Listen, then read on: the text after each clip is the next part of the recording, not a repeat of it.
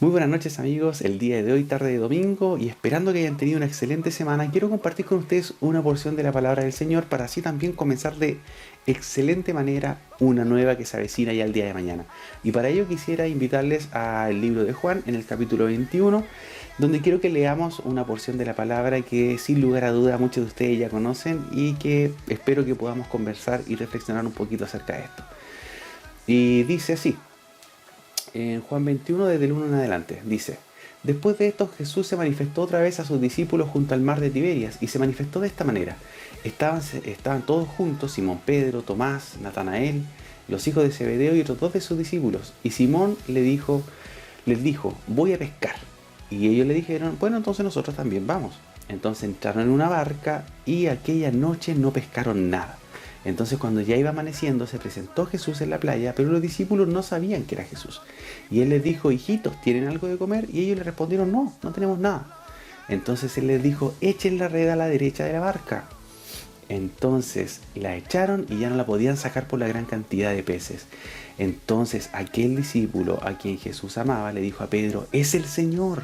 Y Simón Pedro, cuando oyó que era el Señor, entonces se puso la ropa ya que se la había quitado y se lanzó al mar. Acá tenemos una de las apariciones de Jesucristo a sus discípulos post muerte. Ya Jesucristo ya había muerto, había sido crucificado y ya había sido resucitado. Y muchos han tomado de esta palabra para decir que bueno, después de que murió Jesucristo, los discípulos quedan tan demoralizados que vuelven a su antiguo oficio, vuelven a la pesca. Pero esto no es tan así. Si nosotros podemos ver en el libro de Mateo 28, cuando Jesucristo resucita y se cuenta esta historia de que las mujeres van al sepulcro, hay un ángel cuando le dicen que Jesús ya no está ahí, ya no está aquel que había sido crucificado, sino que había resucitado. Entonces les da un mensaje también a estas mujeres, les dice, id pronto y decidle a sus discípulos que Él ha resucitado de los muertos. Y he aquí, va delante de vosotros a Galilea, allí le veréis, he aquí que yo les he dicho.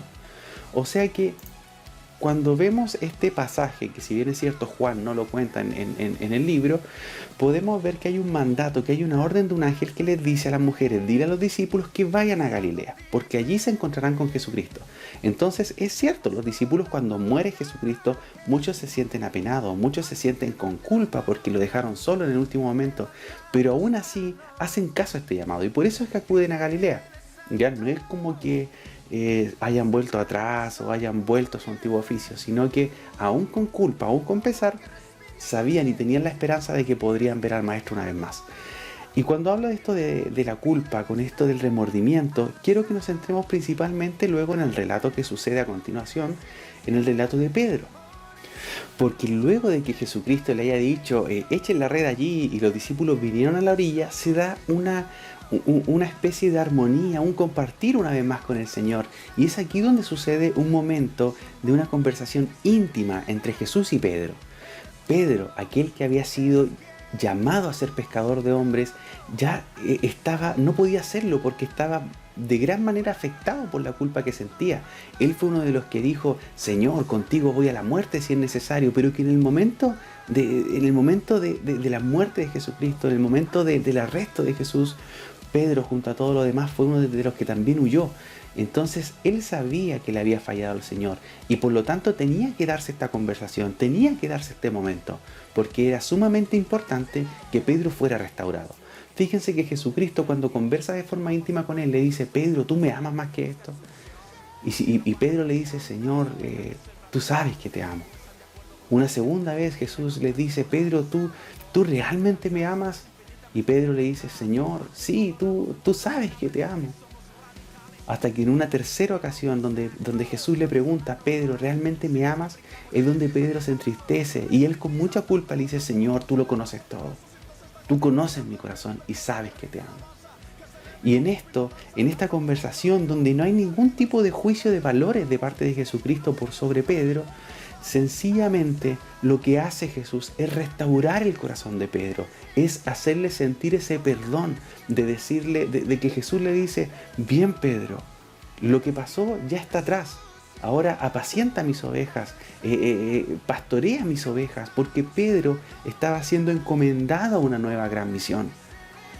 Pero antes de ser encomendado a esta nueva gran misión, era necesario que él fuera restaurado. Si Pedro no hubiese sido restaurado en ese momento por Jesucristo, difícilmente hubiésemos visto a Pedro después predicarle a 3.000 o a 5.000 personas en el libro de los Hechos. Y es aquí en lo que quiero que meditemos, que hoy día nuestro llamado es a ir a reconciliar a las personas con Cristo, porque hay muchos de ellos que necesitan restauración. Hoy día hay muchas personas que alguna vez fueron cristianos, que alguna vez participaron de la iglesia, que alguna vez pactaron con el Señor y hoy día, después de haber pecado, están siendo comidos por la culpa y pensando que ya no hay nada más que puedan hacer. Sin embargo, Dios quiere usarte a ti y quiere usarme a mí para poder ir y restaurar la vida de esas personas, para poder llevarles una voz de parte del Señor donde podamos decirle, ¿sabes qué? Aún hay una misión, aún hay una tarea pendiente de parte de Jesucristo para ti. Así que, hermanos míos, démonos el tiempo de conversar con las personas que nos rodean.